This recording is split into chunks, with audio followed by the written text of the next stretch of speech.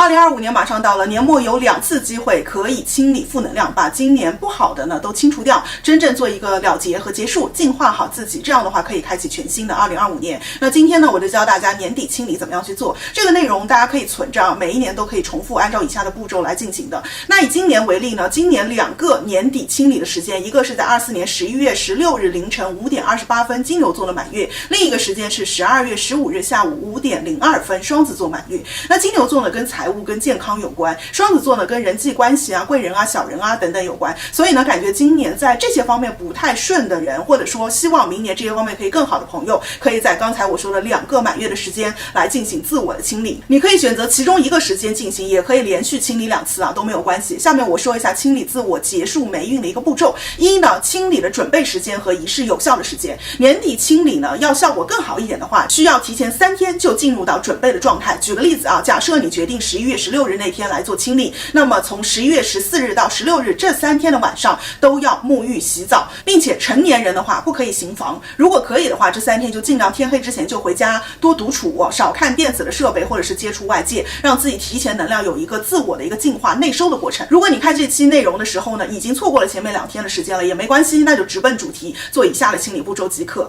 那么做清理的具体的时段呢，就是刚才我提到了金牛座满月和双子座满月这2个满月发生的时间之后的48小时之内都是有效的一个时间。比如说11月16日凌晨5点28分是金牛座满月嘛，那么从这一刻开始到18日凌晨5点28分这48小时之内，你都可以做年末的清理，都是有效的。2、准备工作，清理前呢准备好一支黑色的笔，不要选蓝色、红色啊，更不要选绿色的。然后准备1张白纸、1把剪刀、1个打火机以及一个小盆或者是一个小的容器就可以。那有魔法净化功能蜡烛的朋友呢，可以在清理时同时的点燃。3，我们就开始清理了。先把你今年希望结束的不好的人事物关系逐条写在白纸上，写的时候呢要用完成时。举个例子啊，假设你是要了结束和某个人的关系，你觉得他很烦很麻烦，那就写我断绝了，或者是我结束了和某某关系的麻烦。完成时的意思就是说，你写的时候要当做这件事情已经发生了，不要写说我要断绝关系，我想要结束和某人的关系啊等等的，这样的写法呢它是未完成时啊。那假如你要清理的是某一件事情，比如说你有一些债务，有一些考试没有过，那你就可以写我结束了多少多少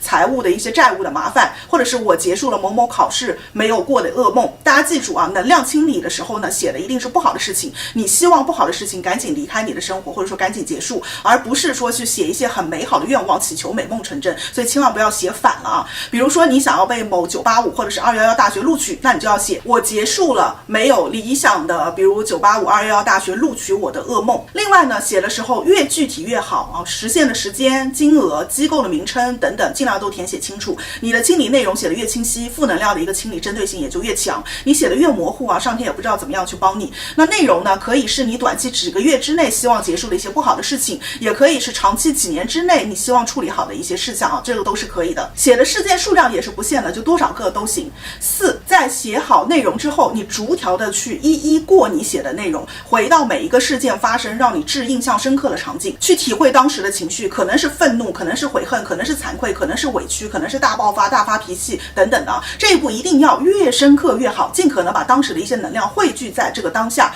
如果你会冥想或者是会脉轮冥想啊，可以冥想5到10分钟再进行这一步，这样的话效果会更好。5呢，就是在刚刚那步完成之后，带着浓烈的一个情绪和内心的体会，就拿起你的剪刀，把这张纸对半一刀去剪下去。那听重点啊，剪的时候呢，要沿着清理事件剪开，也就是你剪完之后，你刚才写的每一件事有一半是在半张纸上，另外一半是在另半张纸上啊，这样才算是对的。然后呢，拿着你的剪刀，拿着你的白纸以及打火机，用以下2种处理方式当中的其中一种去处理它就可以了。那么一种呢，就是直接把纸拿到厕所啊，对着洗手台或者是马桶，一手拿着打火机把纸这个燃尽啊，同时呢，把另外一只手拿着剪刀，剪刀一定要拿着啊。等到纸燃完之后，用水把纸冲到下水道里面，这是方法1。另外一个方法呢，就是拿一个盆儿，把纸燃烧燃尽在盆里面，然后端着这个盆，拿着灰烬，拿到楼底下找到有土的地方，把灰烬撒在绿化带的土上面，再把盆拿回去冲洗干净。方法2呢，它的效果会更好，因为土的净化功能中带有孕育新生和再生的一个承载性，比水其实要更强。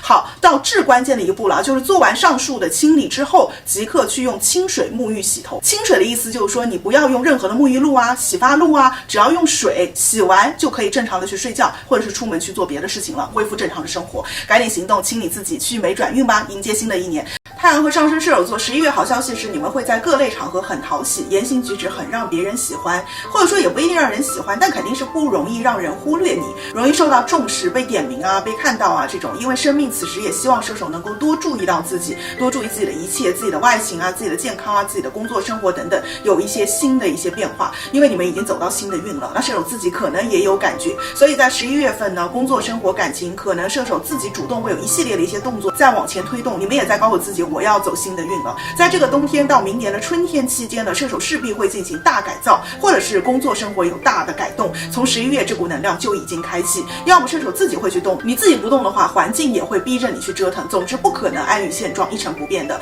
明年上半年的射手座和今年现在的射手座肯定是两个彻底不同的状态，会有很大的一个区别。短短几个月的时间呢，射手会经历好几轮生活的一些重启，重新的一些规划，或者说原本定的事情后面又变化再变化啊，一直有一个不断的一个变动当中，或者你们会经过几番很深刻的一些体悟，智慧会开启好几个新的维度，变通透了，因为你们处在一种剧烈的变动当中。所以呢，如果你是追求安稳的射手座，可能就会发现没有什么事情在这个时候能够定性永恒下去，可能你会有略微的一些焦虑啊，因为这个时候很多事情都会在不断的变化，你似乎只能去适应这种变迁。但如果你能够更敞开一点，你可能会发现这是一种新的改变。这也意味着射手接下来几个月不必寻求安定，你要是寻求安定，就像刚说的是自寻烦恼，因为这不是你们行运的能量。你们既然进入到一个新的运，那么任何一个运它在新开启的时候一定是很蓬勃的，时时是在动态的一个变化当中的，是不能够确定的。如果你还什么变化都没有发生，那很快也会有变，你自己身上的改变，或者是外在的一些事情的发展变化，比如说射手要面临找新的工作，去新的学校，转到新的方向等等。但是我一定要记住啊，这个变化暂时它是好是坏不是很重要，重要的是你要看到你的人生呢再把你推向什么地方，因为在这个时间节点发生的事情一定是会把射手推向一个新的起点，这个新的起点是射手可以抓住的机会，而且是必须抓住的机会，可能就此你能够去挖掘出自己新的本领，掌握新的技能，去做自己没有做过的工作和业务，或者是接触到新的人脉、新的平台，读到新的书，这样就又可以奔赴新的目标了，从而进入到自己生命某种跨界转型的周期。11月呢，一定预示着射手某种新的起点的启动，你们这个时候问任何的问题，有任何的疑问都是无解的，没有答案，因为这个答案现在是在射手的自己的手中，很可能这个答案是需要你自己去创造的，做出努力去回应的，你自己也非常明白这一点，你需要抛头露面去争取。那太阳是在12宫，土星16日在射手座星盘的4宫恢复顺行，这代表此时能够给到射手的支持确实是不多的，环境啊条件啊可能也不是那么友好，甚至是有某种莫名其妙的打压和牵制，但是呢，射手自己可以去救自己，你这时不需要等着别人来救你啊，等别人是等不到的，靠回自己，去放弃幻想，相信自己的力量，你就是你自己的贵人。比如说你怎么找工作呢？怎么样让工作更顺呢？靠自己。怎么样通过考试呢？就自己去看书，可以自学自考自做。射手你会发现啊，这个时候的自己会比依仗他人呢要强很多，无论这个东西你懂不懂会不会，你靠自己都能够去摸索出来。那爱情桃花呢，11月12月都不是太建议射手去谈啊，因为你们的这个重心啊，这个时候是在改造自己、改造命运方面，感情其实可以放一放。那有伴侣的话，11月感情能量坦白说不是很稳啊，就像刚刚说的，一切都是在变动当中，那也包括射手的一个感情。两个人如果共同去尝试一些新的活动、新的刺激，会有利于关系的粘性。另外呢，11月射手的免疫力偏弱，所以整个月都要注意一下身心健康、睡眠、精神。外形呢会变好看，可能也会换风格，让人眼前一亮。11月射手基本做事情是有点不基本的，这在事业当中其实是好事，显得你们会更有斗志和行动力，不认输。但是对财来说就有点意味着消耗大，有一点点浪费，也容易冲动的消费，所以花销要有所节制。那要祝所有的射手座11月接纳一切的发生，如其所是，圆融无碍，新的起点，新的篇章，好运啦！我是艾大凡老师，用星座和心理学更好的引导自身生活，拜拜。